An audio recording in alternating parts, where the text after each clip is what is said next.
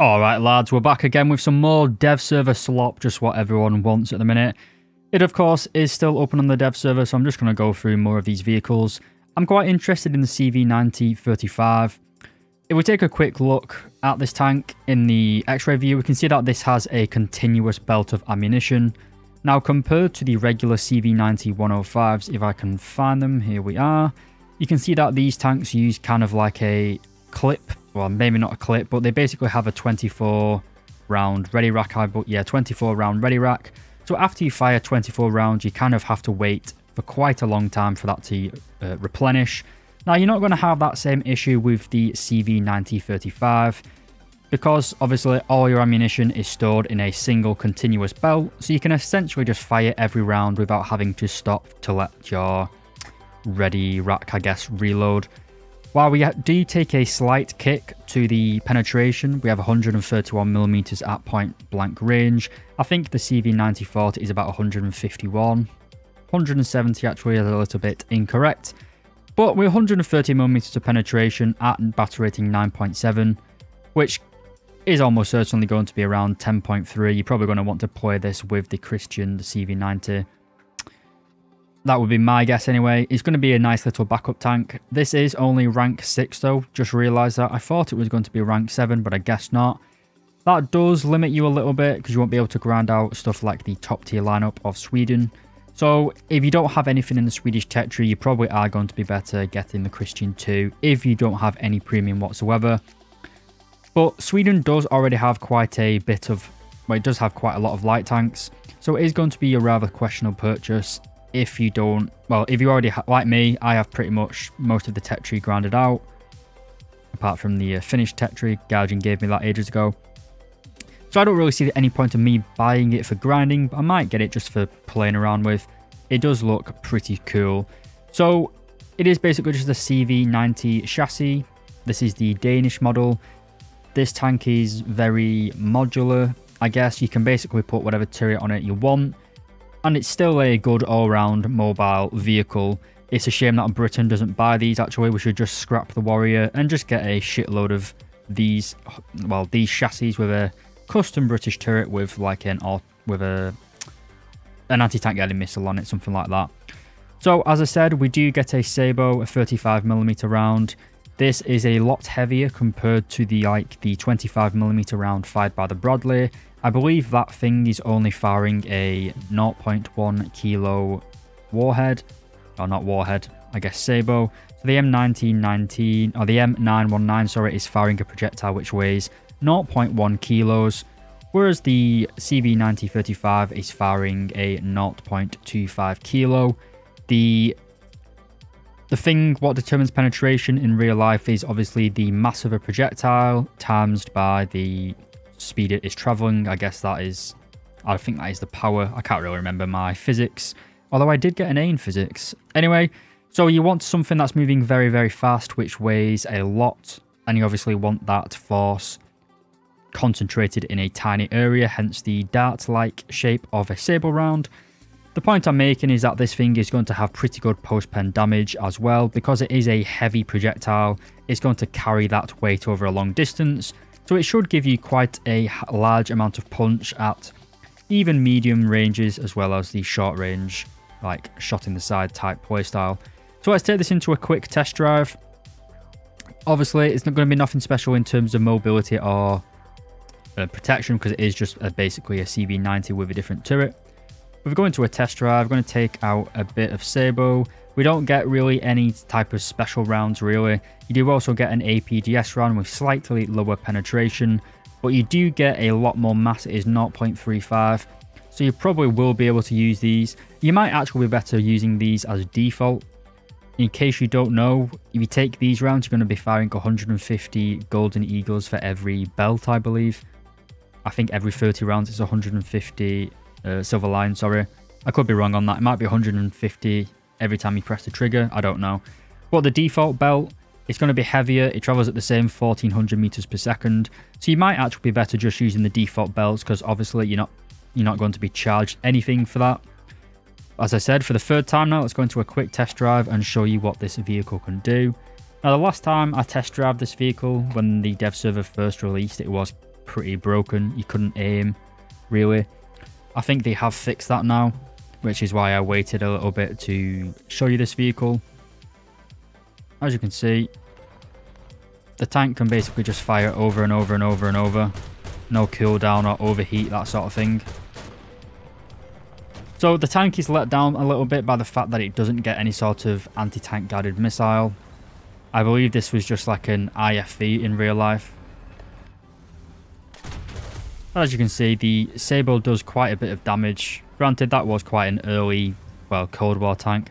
Funny thing about the IT-1 is that it was never really used by the Russians. It was like a prototype vehicle, but it became popular purely just for War Thunder. Like, it wasn't really a major vehicle in real life. At least to my knowledge. So the rate of fire is pretty good. It's going to be like a more balanced version of the Russian 2S38 in my opinion. Obviously gets a lot lower caliber gun, a 35mm compared to the 57 on the 2S38. But as you can see from the side, we're not going to have too much issue knocking out enemy things. So we do actually have to reload a belt. But as you can see, it's not as long as the reload of the CV9040, sorry. It's not particularly the longest reload either. But you can see that we are going through the breach of a T64. So at close and medium range, just reload the gun again. You get a 35 round clip basically. I did think that it was a continuous belt, but I guess not. Even though you got about a 6-8 second reload, and you can basically just do that. So from the side, it's going to be an absolute monster. You don't have the highest amount of zoom on your camera, but you do get second gen thermal images. I don't think you can go through the back. Okay, stand corrected. You can go through the back of a T10. As you can see, decent gun. Easy penetrations from the back. Go through the back of a T62. Kind of. There we go. Yeah, so it's going to be an absolute monster if you can flank with this. It's not got the best amount of mobility in my opinion. You do get a commander's thermal imager, which does get a override as well. Pretty decent zoom on it as well.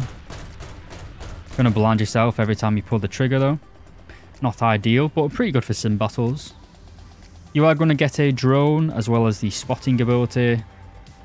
I'm pretty surprised as well that this thing doesn't get any sort of a head round. So you can't basically lock on to enemy helicopters or planes or that sort of thing. It's not a massive letdown. As you can see, we've just swapped over to the APDS belt. So while you're not going to have as much penetration, especially against armor angled around 60 degrees, you can still penetrate quite a lot with the APDS. And because it weighs like 35% more, you're going to have much better spalling as well, much better post-spend damage. And of course it is also free as a little added bonus. So against the majority of the vehicles that you're going to be facing, the APDS is probably actually going to be the better choice, especially if you're shooting people in the side. As you can see, we do quite a lot of damage. Granted, we did hit the ammo rack there of the Shilka. Don't think we're going to be able to go through the front of a T90 though. Swap over to our SAKO. I don't think we're going to be able to do it with this either. Okay. Been cock blocked by the reload there. So the reload obviously is a little bit annoying, but the reload of the CV9040, sorry, it's basically you have to reload one shell at a time into your ready rack. Kind of similar to the automatic, if you're familiar with that vehicle. It's really not very fun to play. But the CV91, I keep on getting mixed up. The CV9030, it is looking like a nice little premium that's coming to the Swedish tech tree. As I said, at 9.7, you don't have much of a lineup. You've got the 9040B, which is basically just this thing, but with less armor and a different style turret, I believe. I don't think it gets the composite. Yeah. It's basically the same fire control system. I think you don't get as good as stabilizer, and I don't think you get the good shell either. No, you don't. So compared to the CV9040, so they do get the proxy fused warhead as well as a IRST. Basically, they get a gun lead indicator for helicopters and planes. You're not going to get that in the CV9035. At least it isn't modeled in the game as of yet. I don't know if it will get it. But as I said, at the minute, it is not currently in War Thunder. So, as a backup for your CV9105 and the Christian 2, if you're a dirty premium buyer like me, it's going to be a nice little backup. As I said, Sweden already has fantastic light vehicles like the Bill, Bofors, Infantry, Light and Lethal. Incredibly good light tank, this thing, top-down attack missiles, very high power gun as well. So you can't really complain if you already have the majority of the Swedish tech tree unlocked. But if you're a newer player and you already have like the Christian 2 and you're looking for a backup vehicle which can still grind out the majority of the Swedish tech tree, granted there's 5 vehicles here, 6 vehicles actually with the folded ELSS. It's looking like a decent little vehicle. So as always lads, thank you very much for joining me on this little rant. We're going to have some... leave a comment down below what vehicle you want to see me review next, or what vehicle you want me to see with some live gameplay. I'm going to have a look more on the dev server, see if I can find anything interesting. And as always lads, thank you very much for watching, and I'll see you in the next dev server slot video. Peace.